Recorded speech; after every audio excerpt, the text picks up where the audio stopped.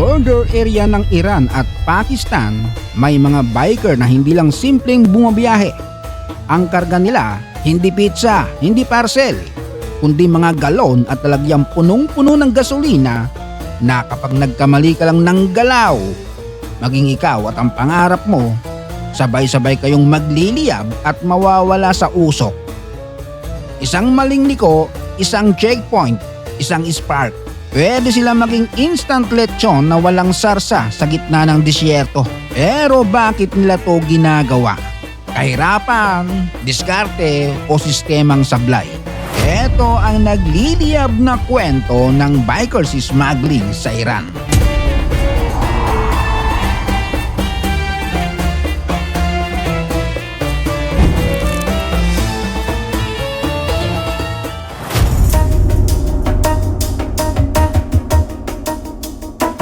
Sa bansang Iran, sobrang mura at suportado ng gobyerno ang presyo ng gasolina at diesel. Parang bumibili ka lang ng soft drink sa tindahan. Sobrang mura. Abot kamay ng lahat. Pero pagtawid mo sa kabilang border, gaya ng Pakistan, malaki na ang itinaas ng presyo. Parang bumili ka ng buko juice sa kanto sa halagang 20 pesos. Tapos ibebenta mo sa airport ng 200 piso. Siyempre, may kikita. Ang problema, dito hindi buko juice ang hawak mo. Fuel na isang spark lang ang pagitan sa diskarte at disaster. Ayon sa mga ulat, matagal na itong malaking sakit ng ulo ng gobyerno. Dahil sa laki ng kita, padami ng padami ang sumusubok. Mula sa iilan, naging daan-daan na. Sa mga video at report, makikita ang mga nakamotor na may dalang mga lalagyan ng gasolina o diesel. Minsan mukhang normal na rider lang sa unang tingin.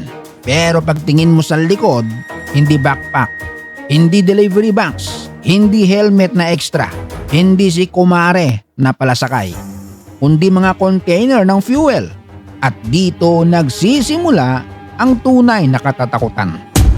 Ang motorsiklo exposed. Walang bakal na katawan na parang kotse. Walang malaking protection.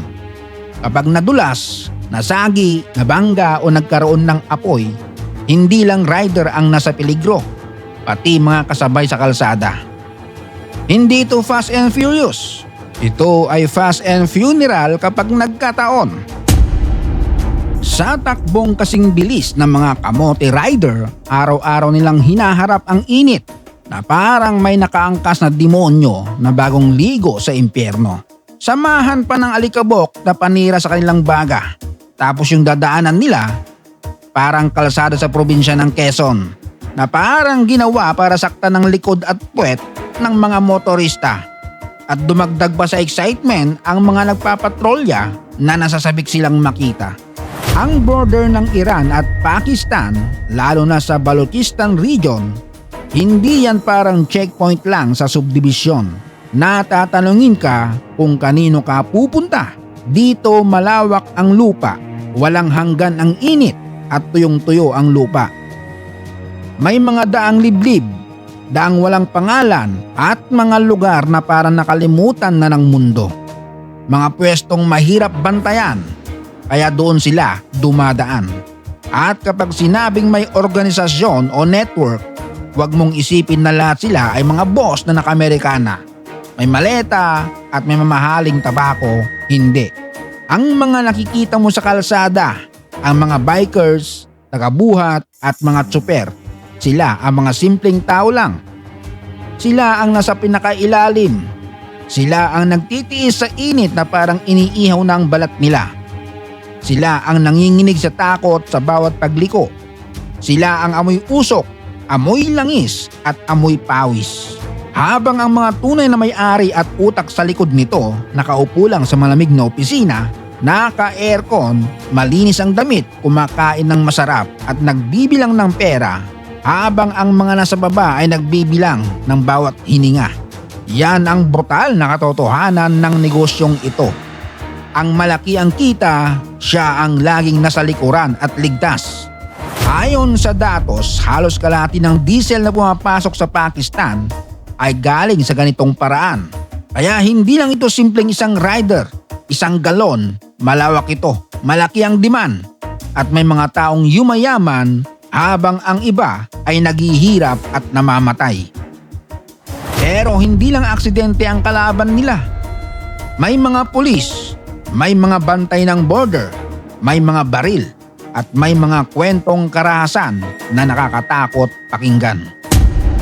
Hindi lang ito laban ng tao kontra lubak o bato. Ito ay laban ng tao kontra init, gutom, uhaw, pagod, takot at batas.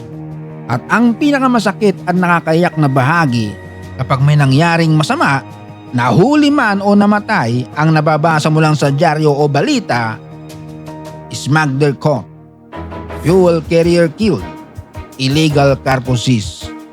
Yan lang. Walang detalye, walang awa. Pero sa bahay nila, sa pamilya nila, ibang ulo ng balita.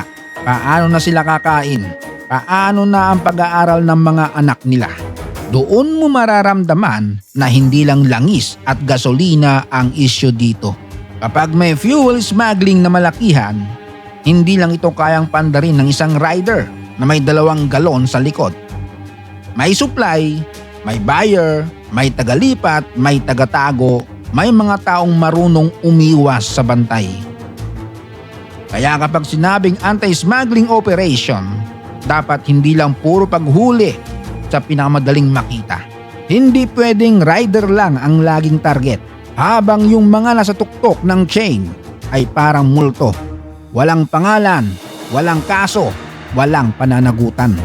May dahilan kung bakit paulit-ulit ang ganitong negosyo. Kahit may checkpoint, may batas, may raid, may confiscation. Dahil kapag may sobrang laking profit gap, may taong susubok sumingit. At kapag desperado ang tao, ang bawal minsan nagiging kailangan. Pero hindi dapat doon natatapos ang usapan. Dapat may trabaho. Dapat may livelihood. Dapat patas na akses sa fuel at negosyo. May tunay na protection para sa communities sa border. Kasi kung puro baril at bawal ang sagot sa gutom, parang sinigang na walang sampalok. May sabaw pero walang solusyon. Ang kwento ng bikers smuggling sa Iran ay hindi pang astig edit lang. Hindi ito pang caption na ride or die. Kasi minsan literal lang die sa ganitong trabaho. Pero tandaan natin, walang perang sapat para palitan ang buhay. Ako si Tito Jones TV. Kung gusto mo ng mga brutal na kwento sa likod ng mga viral na eksena sa mundo, pindutin ang like, share at subscribe. Shout out! Lonimar Resula from Barobo, Surigao del Sur. Johans Bacabak from Valenzuela City. Joey from Coronadal City, South Cotabato. Ina-Uncle Tim and Rapson of Sarangani. Roel Villaganas from Bliss, Culo, Molabe, Zamboanga del Sur. Ariel Chaife from Poblacion, Makati. Ariel Gregorio from Catarman, Northern Samar. Eliseo de la Peña from Nara, Palawan.